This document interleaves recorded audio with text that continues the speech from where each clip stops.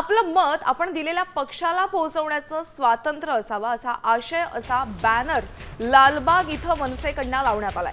एकीकडे मतांमध्ये असलेल्या घोळाबाबत मनसे आक्रमक झाली आहे, तर दुसरीकडे स्वातंत्र्य दिनाच्या शुभेच्छा मतपूर्वक दिल्याचं दिसून आलंय।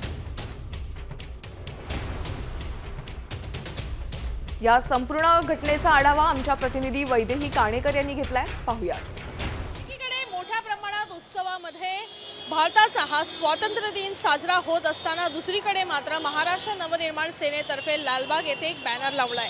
आपण बघतोय की लालबागचा हा बॅनर जर आपण पाहिला तर या बॅनरच्या मार्फत एक वेगळ्या शुभेच्छा देण्यात आल्या आहेत। आपलं मत आपण दिलेल्या पक्षालाच पोहोचण्याचे स्वातंत्र्य अबाधित राहो असा आशय खरं तर या बॅनरवर लिहिण्यात आलेला आहे।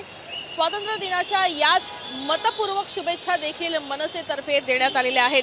गेल्या काही दिवसांपूर्वी मतांसंदर्भात जे राजकारण होतंय किंवा आपण अनेक जण जे मतं देत आहेत ती मतं त्या पक्षाला पोहोचत नसल्याचा आरोप महाराष्ट्र नवनिर्माण सेनेतर्फे करण्यात आला होता आणि याच आरोपाला धरून हा आशय घेऊन या ठिकाणी या शुभेच्छा सध्या मनसेतर्फे देण्यात आले असल्याचं पाहायला मिळतंय।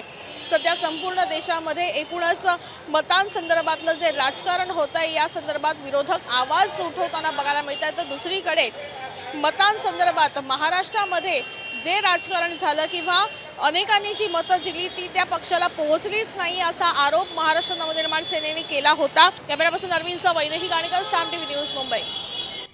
आता isakal.com आहे देशातील नंबर 1 ची मराठी न्यूज वेबसाईट। प्रत्येक अपडेटसाठी isakal.com ला नक्की भेट द्या।